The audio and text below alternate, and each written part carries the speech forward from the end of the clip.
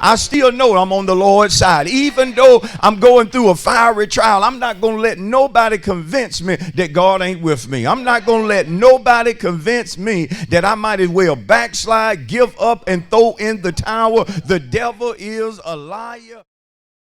In 1 Samuel, the 30th chapter, notice we're going to begin reading at verse number 1. We're going to conclude reading at verse number 8.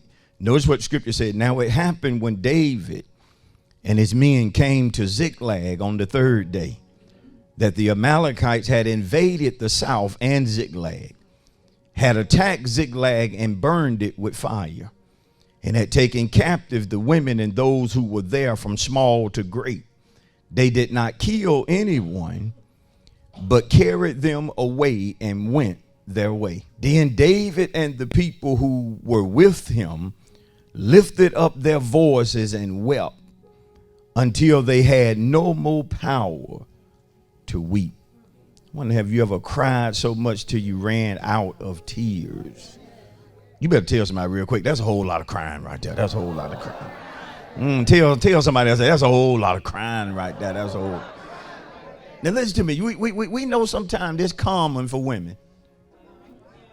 Yeah, I ain't trying to be funny. You got brothers that are openly crying like this. You know something wrong.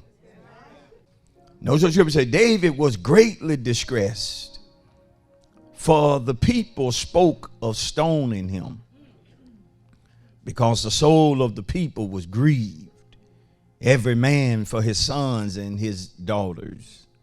I mean, you have to be careful around some folk when they get to going through, because they'll turn on you. Yeah, David's going through with them, but they want to turn on their leader because they're going through it. And the one thing, they don't want to get up and go fight the enemy. They want to kill David. But watch this. This is what you got to do. But David, somebody say, but David, strengthened himself in the Lord his God. So David inquired of the Lord, saying, shall I pursue this troop? Shall I overtake them? And he answered him. David got to talking to God about it. He want to know from God, shall I go after them? And Lord, I don't want to just go after them only to be defeated. If I go, will I win? He tells David, pursue, for you shall surely overtake them. Watch God's promise. And without fail, recover all. But notice, he got the stuff back, or he recovered all, because though he was going through a trying time, David was willing to talk to God about it. And so look at your neighbor and tell your neighbor, the subject this morning, talk to God about it. Share with that person, I don't know what all you're going through this morning. And tell them you might have been doing some crying. Tell that neighbor, in the midst of your crying, shout the subject to them. Oh, y'all almost there. Shout the subject to two more folk. Some of us been doing that. We've been talking to God about it. As a result, we feeling better. As a result, we looking better. As a result, we doing better. I believe I'm going to keep talking to God about it.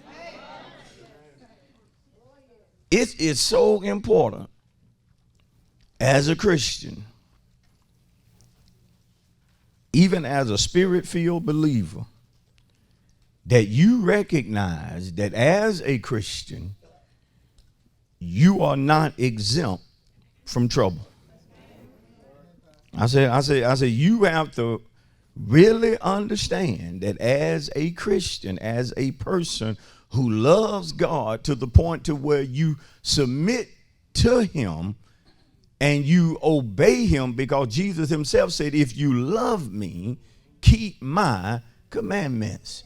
There are a lot of folk that say they love God, but when you look biblically speaking, they hate God. Because all the time while they're saying they love God, they are in fact disobedient to God. And the proof that you love God is in your obedience and not necessarily what comes out of your mouth. You can say all day that you love God, but if you are not obeying him, then from a biblical standpoint, you really don't love him at all. And so I want to look this morning at some scriptures, and I want us to pay attention this morning, because again, as a Christian, as a person that loves God, you are not exempt from trouble. You're going to go through some trouble. In other words, I'm telling you this morning that you don't get a pass when it comes to dealing with tough situations. See, some of us are quiet because you actually think being a Christian should exempt you from trouble.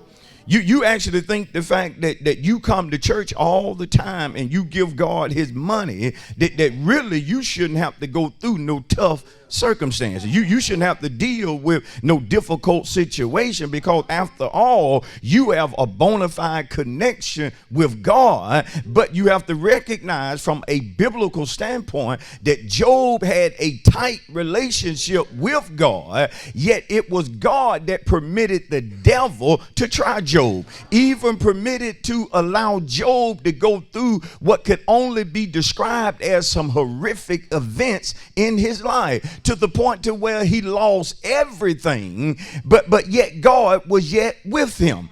Because we don't get a pass when it comes to dealing with tough circumstances. Yes, you can love God, but at some point you are going to go through some trying moments. You are going to have some difficulties in your life that God himself will permit to come your way. I wish I had somebody to shout, "Show he right about it." I wish somebody shout, "Show he right about it." Because some of us know we saved, but yet we going through some stuff this morning. I mean, some of us so good and saved that it don't matter what folk try to say. It don't matter what kinfolk try to say about what we are going through. Yes, we recognize we're going through a whole lot, but I still know that I'm saved. I still know I'm on the Lord's side. Even though I'm going through a fiery trial, I'm not going to let nobody convince me that God ain't with me. I'm not going to let nobody convince me that I might as well backslide, give up, and throw in the towel. The devil is a liar. Even though I'm going through it, I know God loves me, and I know that I love God. You ought to give God a praise despite your trouble, despite your circumstances.